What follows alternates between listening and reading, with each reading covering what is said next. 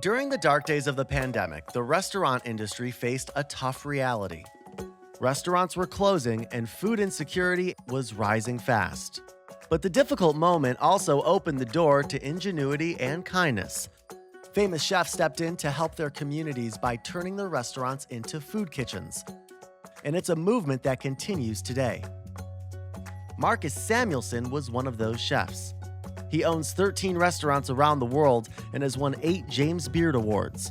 His cooking reflects a complex heritage and a desire to give back through food. Samuelsson was born in Ethiopia during a tuberculosis outbreak, and he lost his mother when he was 2 years old. He was adopted and raised in Sweden.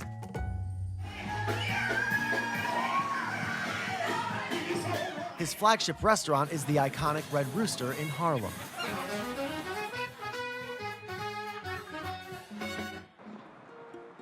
His latest venture is a new restaurant in New York City that focuses on creating space for Black female chefs to showcase their talent.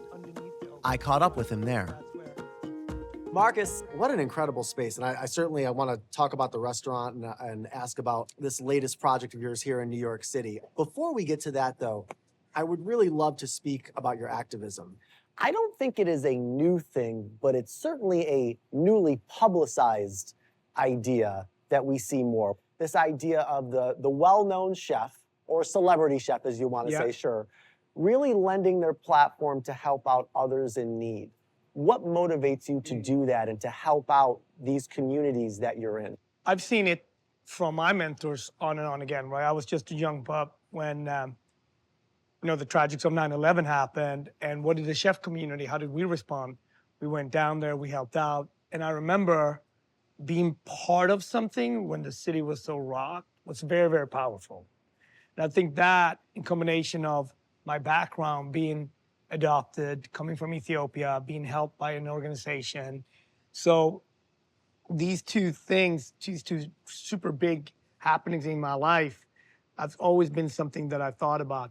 But also the equality of food, right? Our space. How can we make it not just delicious and great, but how can we also make it more diverse?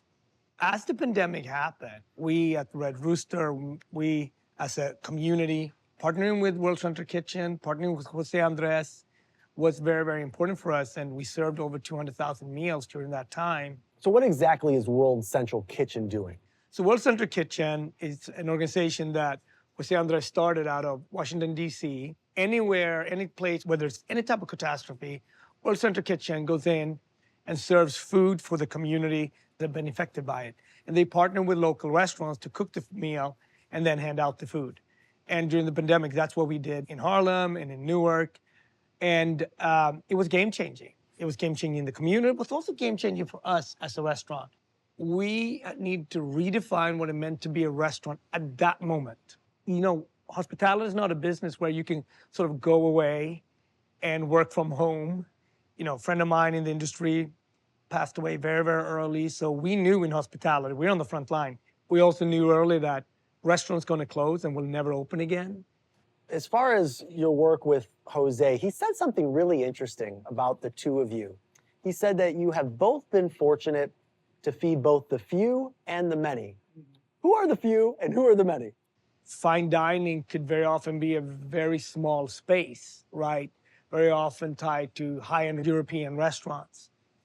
What we constantly try to do is to break that glass ceiling and present it to the many. Because great food does not have a zip code. It does not have an address. It should be for everybody. It is hard to fathom the roots of your life being at such a young age.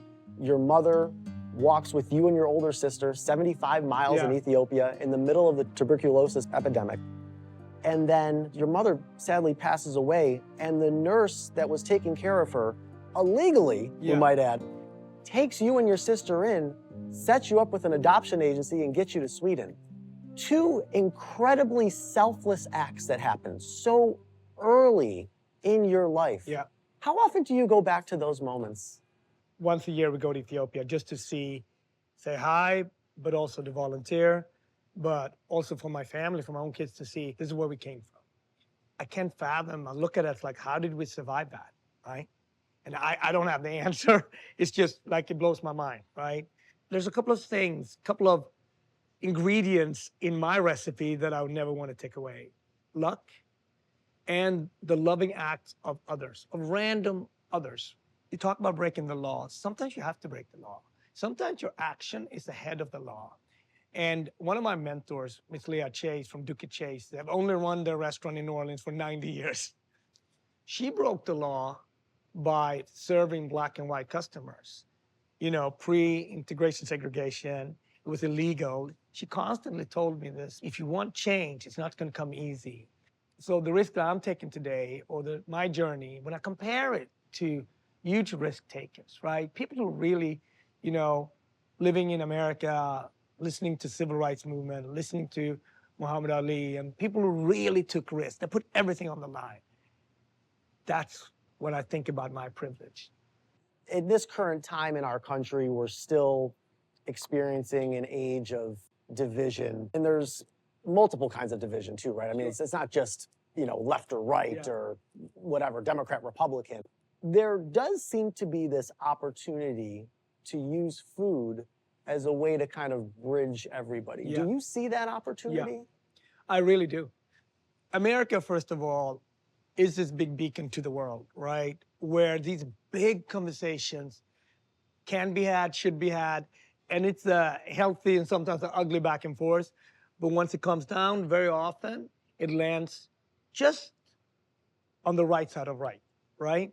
And then you start the conversation again. And we've seen it with civil rights. We've seen it with the battles of so many different things. When I sit down with someone, it's classic New York table, with someone from Peru, somebody from Nigeria, or it's almost like a World Cup, right, at a New Yorker's table. And then you start realizing, oh, we have a similar flatbread.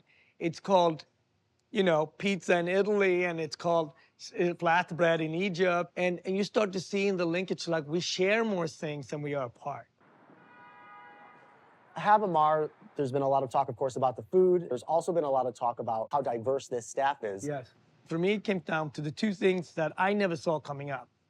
I wanted to focus on people of color, specifically women of color. I never saw women of color in leadership positions when I was coming up as a young chef. As we walk around here, you're going to see there is inspiration from the hut that I was born in Ethiopia to, you know, this very sort of Swedish wood and forest and environmental friendly place that I grew up in. We're fortunate enough to have a great staff, right, that are New Yorkers and are really passionate about being here. That's number one. And then as a leader, it's up to us strategically to put people in positions that they can win and we can win. And as customers, is the food has to be delicious, hospitality has to be great. But then in the middle of all that, it's like, here's a place where women lead, women drives. The why matters, right? We're just gonna see how they taste on them and figure them out. I think as a person of color and as a person coming from privilege, it's a privilege to be able to open a gorgeous restaurant in Chelsea, right? So if you're gonna do that, with that privilege comes responsibility. How can you make the industry more diverse? It started at Red Rooster and it continued to build on here at Hav Mar. Obviously, as Black people, we're not monolithic, right? Any community is not monolithic. We share many things, but we also have different backgrounds, right? So it's an opportunity to really show that in a different way.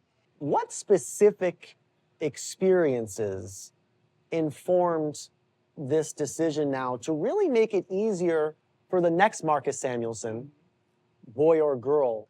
Well, you're talking to someone that was actually told by a 3-star Michelin chef that I could never own a restaurant. I could work in a restaurant, but I could never own a restaurant because of the color of my skin. That really does two things to you. You either quit or get stubborn and go deeper on that, right? So I say that now with ease, talking to you about it, but it was a game-changing moment in my career in those, you know, mid-90s days when that happened. And that's why I came to America, right? Because my parents believed in the diversity that is here.